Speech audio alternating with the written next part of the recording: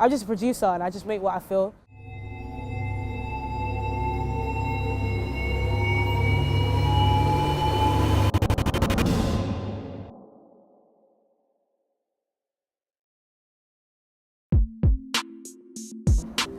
How would I characterize my style? Dark, mysterious, bouncy, ambient, limitless. I don't like to limit myself when it comes to my sound.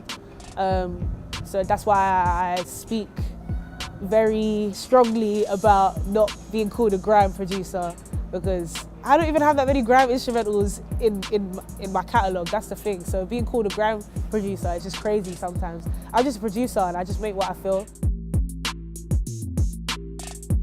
Yeah, like freedom in music is very important.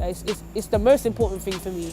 And I think like overall, I'm just inspired by like sound in general. So like walking about, listening to vehicles move, people chatting, just anything that, you know, creates a feel. I like to capture freedom within my music by creating momentum. So, you know, like I said, I like to create ambience in my music. I don't like just using the same sounds all the time.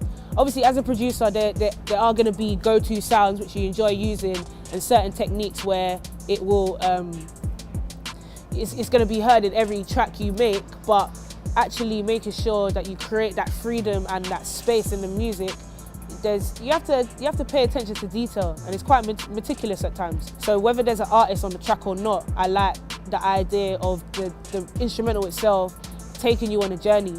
So even if by the time an artist does jump on it, you've made your concept in your head, it's gave you an idea of where it could go, and then the artist is going to come with another concept, and that's going to make you think, oh, okay, cool. So like, it's really nice that instrumentals can make you feel that way. Alright, so Boom. Boom's one of my favourite tracks still. Like I said, I started that randomly. Nadia came over to my house and she was like, oh, what's this? No, tell a lie. I uploaded it to SoundCloud and I told her, check this out, when she came over. And she was like, this is hard. She spent the next 2 days writing to it. We went over to East London to record it. And she just did everything in one take. And I was like, you're a G.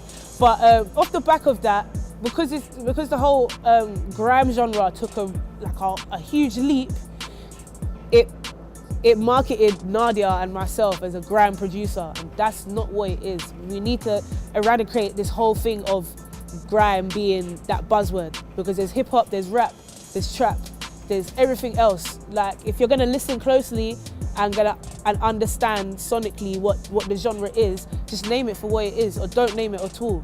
And yeah, hopefully this year I'm gonna start some music production workshops, specifically for women, because we're lacking in that sector. And I know a lot of women want to produce music, but it's such a male-dominated industry.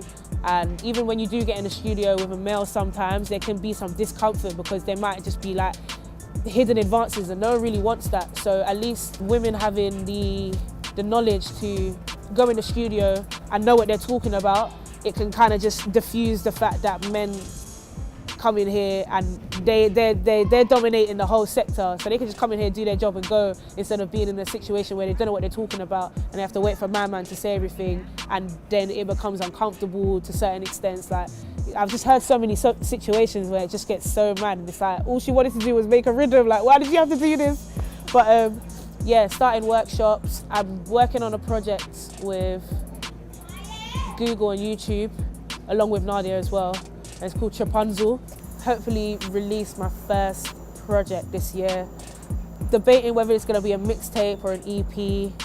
But yeah, I'm just wanna shell it this year. I just wanna shut it down. 2018 is definitely gonna be my year.